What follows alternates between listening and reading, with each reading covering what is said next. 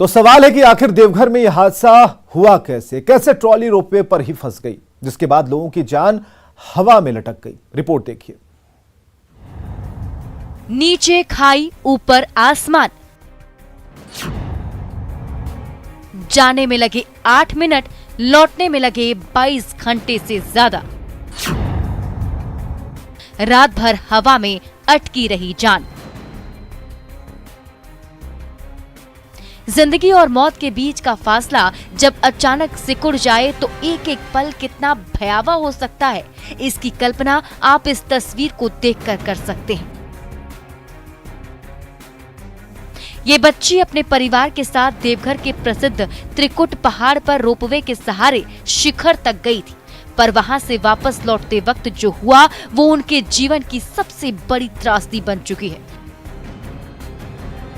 त्रिकुट पहाड़ के नीचे से शिखर तक पहुंचने में महज 8 मिनट का वक्त लगता है, पर रविवार की शाम वापसी के 8 मिनट डर और दहशत के नहीं खत्म होने वाले घंटों में बदल गए और कुल 50 लोगों की सांसें सांसत में पड़ गई।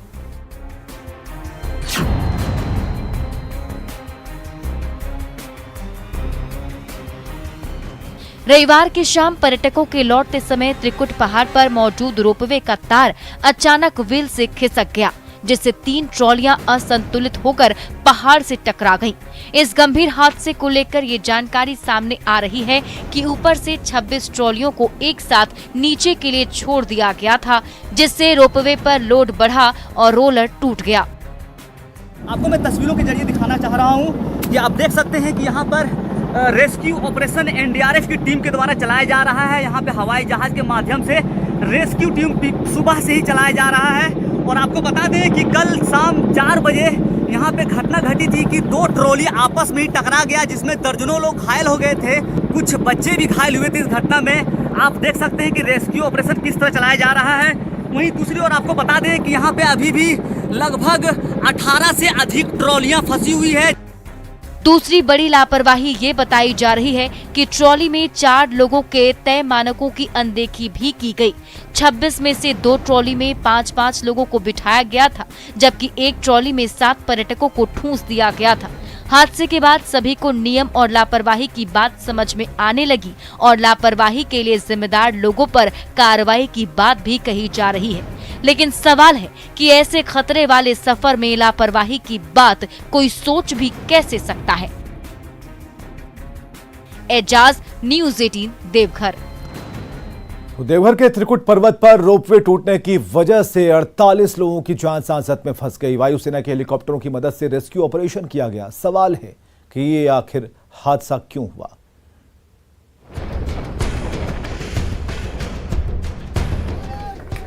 ऊपर आसमान नीचे खाई, फिर भी जीत ली जिंदगी की लड़ाई। आसमान में उड़ता हेलीकॉप्टर और रस्सी के सहारे उतरती इस मासूम को देखिए। देवघर के त्रिकुट पर्वत पर बने रोपवे हादसे में फंसे पर्यटकों को बचाने के लिए अद्भुत रेस्क्यू ऑपरेशन चलाया गया। एनडीआरएफ, आईटीबीपी और इंडियन एयरफोर्स ने एक साथ संयुक्त ऑपरेशन चलाया। एक एक कर उन सभी लोगों को नीचे उतार लिया गया जिनकी जान आसमान और जमीन के बीच अटकी हुई थी।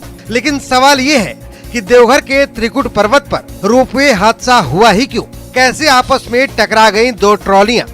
आखिर कौन है इतनी बड़ी लापरवाही का जिम्मेवार?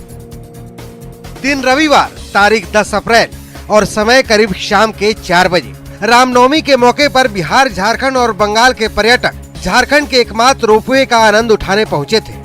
रोपवे ने ज्यों ही यात्रा शुरू की, इसके टॉप लेवल के रोप का सैप टूट गया, जिसकी वजह से एक आने और एक जाने वाली ट्रॉली आपस में टकरा गई। तार टूटने से एक ट्रॉली 40 फीट नीचे खाई में गिर गई, जबकि रोपवे की बाकी ट्रॉलियां भी 7 फीट नीचे लटक गई और चारों तरफ मच गई चीख पुकार। हम लोग भर रात वहाँ पे काटने किसी तरह, दिन में भी हम लोग असमर्थ हो गए थे, कैसे किस तरह बचेंगे कि नहीं बचेंगे। भगवान की कृपा से हम लोग बच गए, नया जिंदगी मिल गया। अमूमन त्रिकुट पर्वत पर संचालित रोपवे 26 ट्रॉलियों के साथ चलाया जाता है, लेकिन रविवार को 24 ही चल रही थी। 2 ट्रॉलियों का मेंटेनेंस किया जा रहा था। हादसे के समय रोपवे के 20 केबिन में 80 यात्री सवार थे, लेकिन सबसे बड़ी लापरवाही ये हुई कि 8 नंबर ट्रॉली में 7 लोग सवार थे, जबकि 4 लोगों के ही बैठने की जगह है। सवाल है कि एक ट्रॉली में 4 की जगह कैसे बैठ गए 7 लोग? क्या कर रहे थे रोपवे चलाने वाले?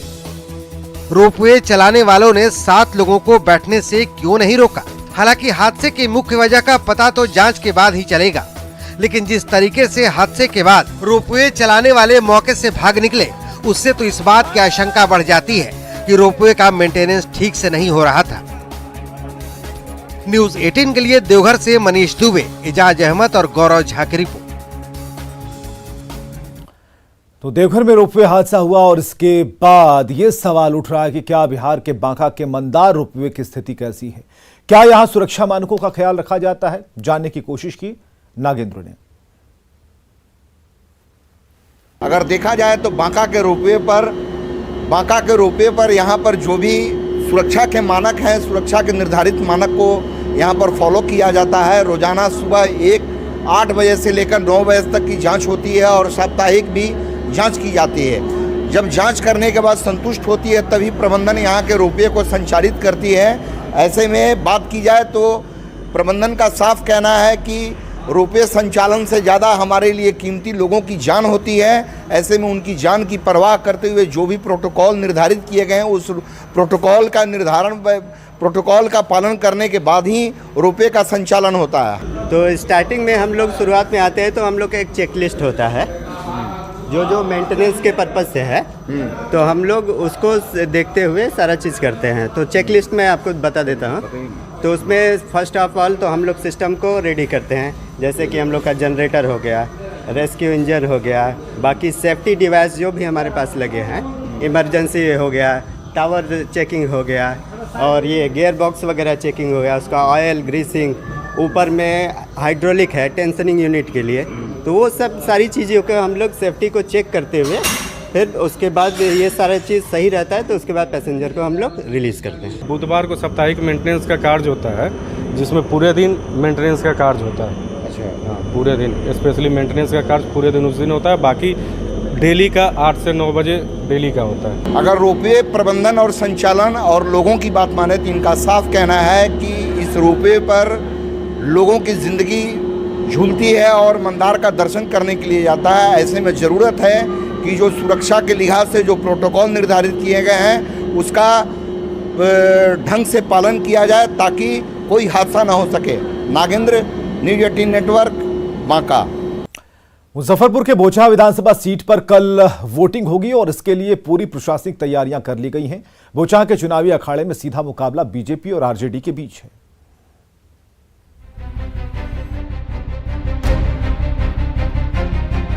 अब हम इनका जीत का माल्यार्पण कर दें।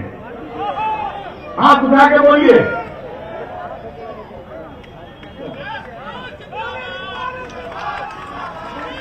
बोचहा के चुनावी अखाड़े में नेताओं को जो दाव आजमाना था वो आजमा लिया। अब जनता की बारी है। चंद घंटे बाद जनता अपने इरादे पर मुहर लगाएगी, जिसके लिए प्रशासनिक तैयारियां तकरीबन मुकम्मल कर ली गई हैं। चुनाव के दौरान किसी तरह की कोई गड़बड़ी न हो, इसके लिए 350 पोलिंग बूथ बनाए गए हैं। 350 बूथों पर करीब 1500 मतदान कर्मी मतदान कराएंगे। सभी 350 मतदान केंद्रों पर सुरक्षा की चाक चौबंद व्यवस्था है।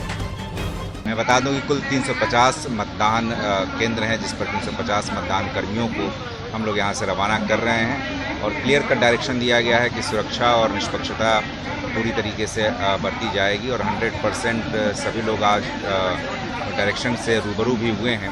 दरअसल बोचहा विधानसभा सीट पर होने वाला उपचुनाव बेहद दिलचस्प हो चुका है। एक सीट के लिए पिछले विधानसभा चुनाव में एक साथ लड़ने वाले सभी दल अलग अलग दांव आजमा रहे हैं। बोचहा के सियासी मैदान में बीजेपी ने बेबी कुमारी को मैदान में उतारा है, जबकि आरजेडी ने मुसाफिर पासवान के बेटे अमर पासवान पर दांव आजमाया है। इधर वीआईपी ने गीता देवी को अखाड़े में उतारा है। बोचहा की जनता को किस पर भरोसा है, इसका पता 16 अप्रैल को चलेगा, जब जनता का जनादेश सबके सामने आएगा। न्यूज 18 के लिए मुजफ्फरपुर से प्रियांक सौरभ की रिपोर्ट। बिहार विधान परिषद के उप सभागार में नवनिर्वाचित 24 एमएलसी ने शपथ ली और बिहार विधान परिषद के सभापति अवधेश नारायण सिंह ने सभी नवनिर्वाचित विधान पार्षदों को शपथ दिलाई।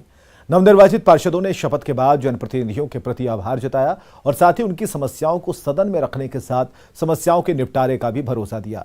शपथ समारोह में सीएम नीतीश कुमार और नेता प्रतिपक्ष तेजस्वी यादव समेत सरकार के कई मंत्री मौजूद रहे। जिन्होंने सभी को शपथ ग्रहण कराया वो मुख्यमंत्री नीतीश कुमार। यहाँ से 24 लोगों ने मुझे वोट देकर इस सदन में भेजा है। उनकी जो आकांक्षाएं हैं, उनकी जो आशाएं हैं, उनकी आकांक्षाएं क्या हैं? तो सबसे पहले उनके वेतन और भत्ते का सवाल है। एक वार्ड सदस्य का भत्ता महज 500 रुपये है, जो 16 रुपये प्रतिदिन, वो कतई सम्मानित भत्ता नहीं है, उसे अपमानित भत्ता कहा जा सकता है। तो सरकार को इस ओर ध्यान देना चाहिए कि जो निर्वाचित जनप्रतिनिधि हैं, आए हैं लोकल बॉडी से चुन के, तो मेरी तो प्राथमिकता रहेगी कि जो भी प्रतिनिधि जीते हैं त्रिस्तरीय में, उनका मान सम्मान दिलाना, उनकी हक वो कर दिलाना। उसके बाद हमारी इंफ्रास्ट्रक्चर, मेडिकल, एजुकेशन, ये भी प्राथमिकता में रहेगी। लेकिन हम लोग जो निर्वाचित हुए हैं वो लोकल बॉडी के थे, तो पहली तो हमारी प्राथमिकता रहेगी कि जो भी जनप्रतिनिधि हैं उनके लिए आवाज़ उठाएं। देखा जाए तो ये मेरा दूसरा बार पदार्पण है विधान परिषद में, और राजनीतिक दृष्टिकोण से मैं अपने आप को देख पाती हूँ कि ये मेरा प्रथम ही चुनाव हो सकता है, क्योंकि इससे पिछली बार जो मैं चुनाव में जब विधान परिषद के सदस्य के रूप में आई थी तो वो अपने पति के छाया के रूप में आई थी, क्योंकि उनका नॉमिनेशन रद्द हो गया था और उस समय जो है मुझे अचानक से नॉमिनेशन करना पड़ा और नॉमिनेशन के अंतर्गत भी मेरा चुनाव हुआ और मैं चुनाव में जीत करके विधान परिषद में आई।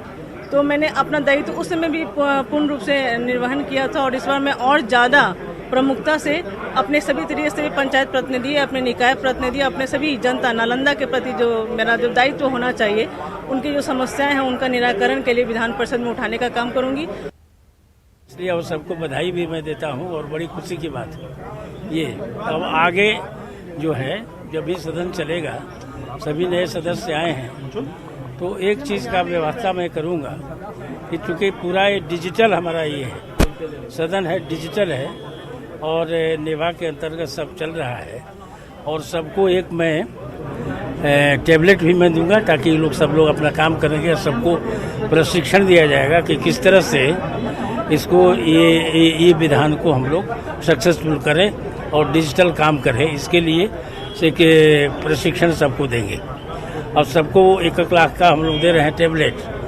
वो बहुत काम करेगा ताकि अपने घर से भी लोग काम कर सकें। मस्जिदों में लाउडस्पीकर से होने वाले अजान पर बिहार सरकार में बीजेपी कोटे से मंत्री जनक राम ने बयान देकर जहां सियासी माहौल गर्म कर दिया है, वहीं दूसरी तरफ बीजेपी कोटे से पर्यटन मंत्री नारायण साह ने उनके बयान से खुद को अनजान बताया। सभी धर्म के प्रति आस्था जताते हुए सभी धर्मों के सम्मान की बात कही। गोपालगंज में थावे महोत्सव के उद्घाटन में पहुंचे नारायण साह ने सभी धर्म के लोगों से प्रेम भाईचारा के साथ रहने की अपील की। लोग का अपने अपने विचार हो सकता है, सभी धर्म के लोग हम लोग मानते हैं, ये धर्मनिरपेक्ष देश है, इसमें सभी का सम्मान है, सभी का सम्मान हम करते हैं, प्रेम भाईचारा बनाकर रखने का काम करते हैं।